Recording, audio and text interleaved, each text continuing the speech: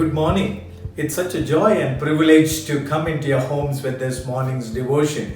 There are a number of things in this world for which we do not have explanation. Many years ago, I remember receiving an email which listed out number of things for which we do not have explanation. For example, why boxing ring is a square? Why do people call what doctors and lawyers do as practice? Why do people want the front of a bus and middle of a road and the end of a church? These are humorous and funny for which we do not have any answers. But there are also serious things in life for which we do not have an answer. For example, why this pandemic? Why this global lockdown? Why do people go through difficulties and trouble, including some good people?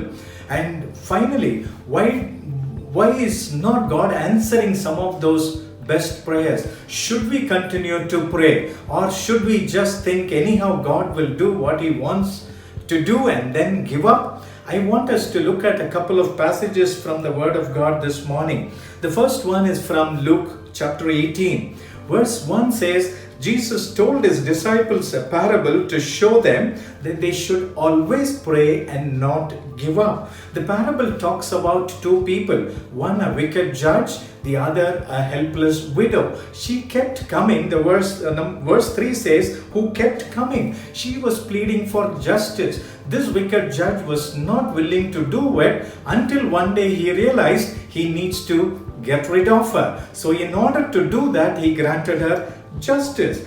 Verse 7 says, and will not God bring about justice for His chosen ones who cry out to Him day and night?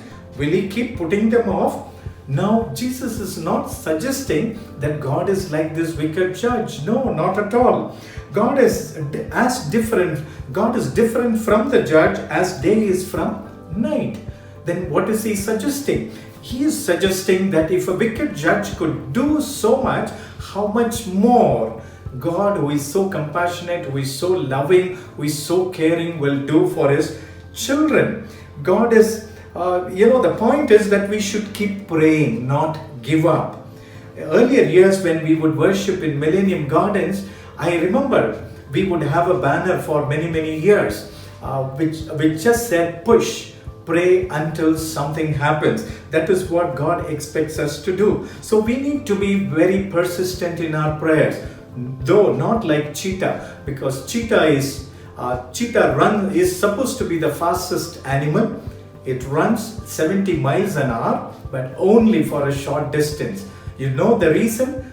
The heart is so small, it cannot sustain. But you and I should not give up.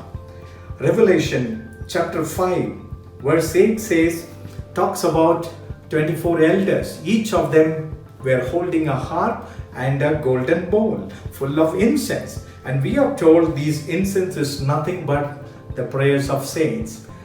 It means your prayer and my prayer are not lost. Revelations chapter 8 verses 3 to 5, you have a picture of an angel standing before the golden altar and trying to do something. He is taking the incense, and we are told that the prayers of the saints are mixed with the incense, and he is ready to release the answer. These verses are a very powerful reminder and testimony of what God can do in answer to our prayers. If you read chapter 8 of Revelation and the following chapter, God releases His judgment and His righteousness on this earth in answer to prayer. And if you read verse 1 of Revelation 8, we were told that there was silence for half an hour. Imagine the whole heaven becoming still and no worship and service suspended for a period of half an hour. And then what happens is interesting. That's when angel is acting and the answer is released. Maybe we are going through this time of silence. You and I have been crying out to God against the spread of this pandemic, coronavirus, and we've been praying for so many things and we don't seem to be receiving answers. But what is important is God would answer. You and I need to pray, because God's timetable, the heavenly temple, does not operate according to your and my timing. It's very, very easy to be discouraged when it comes to prayer, but through this parable and this revelation to John, Jesus is encouraging every one of us to continue to pray and not give up. May God bless you as you continue to do it. Loving Father, we thank you for this morning. We thank you for the reminder that we should not give up but to continue to pray. Help each one of us to do that as we await your answers, oh God. Bless us. In Jesus' name I pray. Amen.